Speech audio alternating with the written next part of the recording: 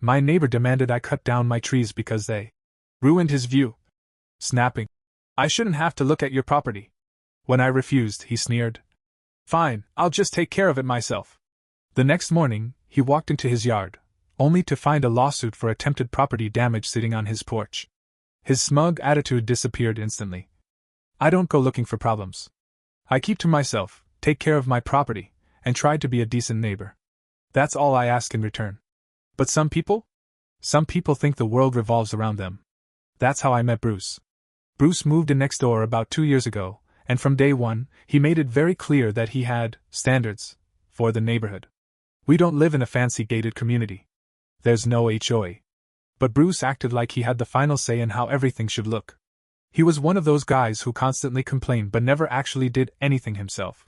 He didn't like the way the neighbor across the street parked his truck. He didn't like that the lady next door had a small garden in her front yard. He even tried to tell the retired couple down the block that their Christmas lights were too bright. At first, I ignored him. People like Bruce love attention, and I had better things to do. But then, he decided my property was his next target.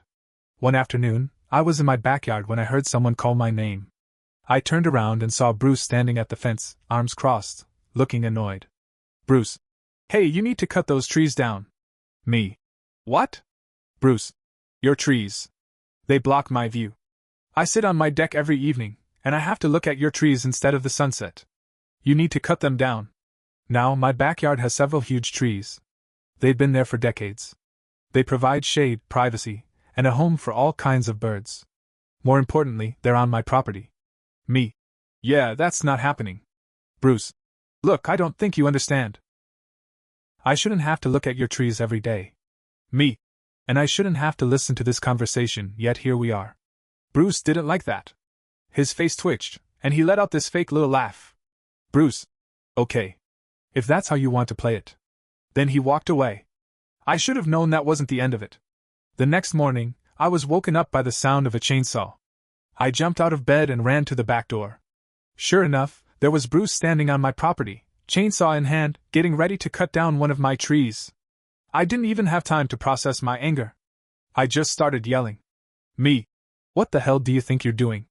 Bruce had the audacity to roll his eyes at me like I was the problem. Bruce. Relax. I was just about to trim it. Me. Trim it? You're holding a chainsaw on my property. Bruce. I'm doing you a favor. You're welcome. I was livid. I marched right up to him and got between him and my tree. Me. You step 1 foot closer, and I'm calling the cops. Bruce scoffed. Bruce. Oh, come on. You don't actually care about these trees. You're just being difficult. Me. Last warning, Bruce. Bruce stood there for a second like he was debating whether or not to test me. Then he let out a dramatic sigh and shut off the chainsaw. Bruce. You know what? Fine. I'll just go through the city. We'll see what they have to say. And then he walked away. I knew I couldn't let this slide. Bruce had trespassed onto my property with a chainsaw. That wasn't just annoying, it was a crime. So I made a call. Not to the city. Not to the police. I called my lawyer. I explained everything, and he didn't even hesitate. Lawyer. You have a solid case. This is attempted property damage at minimum. Let's move forward. That was all I needed to hear. The next morning, Bruce stepped outside to find a lawsuit sitting on his porch. The moment he saw the papers, his entire demeanor changed. I didn't see Bruce that day. No passive-aggressive stares from his porch. No annoying comments over the fence. Nothing. For a moment, I thought, maybe he's finally backing off. Then, late that evening, I heard a knock at my door. Not a normal knock, a loud, aggressive pounding. I already knew who it was.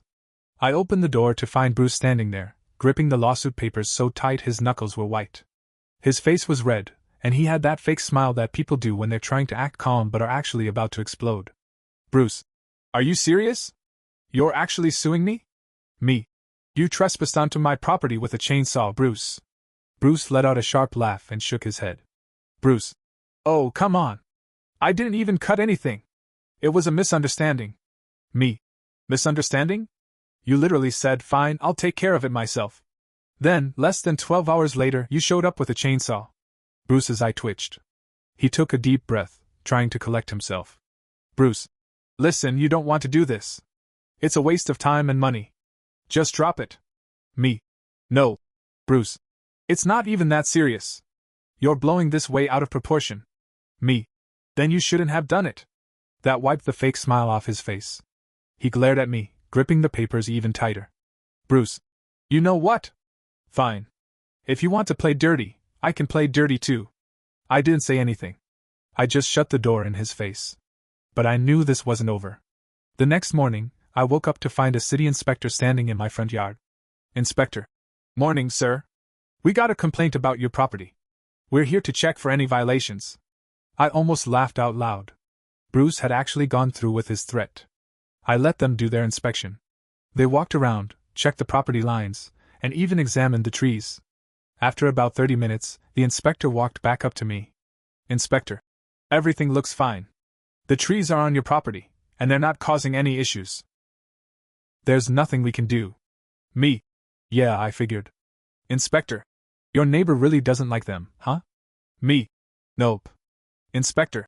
Well, he called this in like it was an emergency, so I'd be careful. Guys like that don't give up easy. I thanked him and watched as he drove off. Sure enough, Bruce came stomping out of his house, looking furious. Bruce. That's it? They're just gonna let you keep them? Me. Looks like it. Bruce's face turned a deeper shade of red. Bruce. This isn't over. And once again, he stormed off. Over the next few days, little things started happening. My garbage cans mysteriously went missing on trash day. I found them a block away. Someone poured oil all over my driveway. My mailbox got knocked over, twice. A dead squirrel, accidentally, appeared on my front step. I didn't have proof, but I knew it was Bruce. It was all too obvious. Then, one night, my security camera caught him. It was around 2 a.m. when my phone buzzed with a motion alert. I opened the app and saw Bruce creeping around my yard with a flashlight. He was near the trees, looking around like he was checking for cameras. Too bad for him, he didn't see the one watching him. I recorded the footage and immediately called the police. When the officers showed up, Bruce tried to play dumb. Bruce. I was just out for a walk. I wasn't doing anything. Cop. Sir, it's 2 a.m., and you were sneaking around his property with a flashlight. Bruce. I dropped my phone. I was looking for it. Cop. Then why were you carrying a bottle of weed killer? That's right. My security camera caught it. He was planning to poison my trees. Bruce stammered and tried to talk his way out of it, but the officers weren't buying it. He got a formal trespassing warning. But I wasn't done with him yet. Bruce had crossed the line for the last time. It was time to take things to the next level. After the police gave Bruce a formal trespassing warning, I figured he'd finally back off. I was wrong. Bruce wasn't just an annoying neighbor anymore. He was a full-blown problem. After the cops left that night, I stayed up, watching my security footage over and over. Bruce wasn't just creeping around, he was scouting. He had a flashlight, a bottle of weed killer, and a small handsaw. He was preparing to damage my property again. I decided right then, I wasn't going to sit back and let him push his luck. I dug deeper into Bruce. And I found something. A few days later, I took a drive down to the county records office. I had a hunch that Bruce might have a history of pulling this kind of stunt, and I wanted to see if there was anything on record about his previous property. And guess what? Bruce had been sued before. A few years back, in his previous neighborhood, he tried the exact same thing. He had forced a neighbor to cut down their trees, claiming they blocked his view. When they refused, Bruce took an axe to them in the middle of the night. He got caught, got sued, and was forced to move. I suddenly understood why Bruce had gone silent after I sued him. He knew where this was heading. But this time, he had made one huge mistake. One of the trees Bruce tried to cut was protected. I had no idea until I mentioned it to the city inspector, who casually said, "You know, that's a heritage oak, right?" A heritage oak. Which meant it was illegal to cut down or tamper with. Which meant Bruce was in way more trouble than he thought. That night, I made another call, to a lawyer who specialized in environmental and property law. Lawyer. Oh, he's done. This is a criminal offense. Let's move forward. And just like that, things escalated. The night before the city was set to formally investigate, I caught one last piece of security footage. At around 3 a.m., Bruce snuck into my yard with a can of gasoline. I could barely believe what I was seeing. He was about to burn the trees down. But Bruce didn't know that I had already upgraded my security. I had motion-activated floodlights. The second he stepped near the trees, the entire yard lit up like a football stadium. Bruce panicked. He froze for a second, then bolted back toward his house, dropping the gasoline can in the process. I called the police immediately. This time, they weren't just giving him a warning.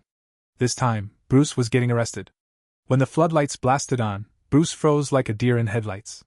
For a second, I thought he might try to play it off, pretend he wasn't standing in my yard with a gas can and a lighter. Then he panicked. He dropped the gas can, turned on his heel, and sprinted back toward his house. But before he could make it, I heard sirens. Because I had already called the police. See, after catching Bruce sneaking around before, I had filed a report and set up automatic alerts. The moment my security system picked up movement near the trees, it sent a direct notification to the police department. Bruce had no idea he was already caught. 2 cop cars pulled up, lights flashing. Officers jumped out, blocking Bruce's driveway before he could make it inside. Officer. Freeze! Hands where we can see 'em! Bruce tried to argue. Bruce. What? I was just... Officer. Sir, we have footage of you trespassing and attempting arson. Get on the ground. Bruce flipped out. Bruce. This is insane. He set me up. This is all a lie. I didn't. Then one officer kicked over the gas can. The strong smell of gasoline hit everyone at once. Officer. Sir, you're done talking. And just like that, they arrested Bruce on the spot. Bruce's wife stood on their porch, horrified. Until that moment, I don't think she fully realized what kind of man she was married to. Bruce. Honey! Tell them I was home. Tell them I didn't do anything. She just stood there, arms crossed.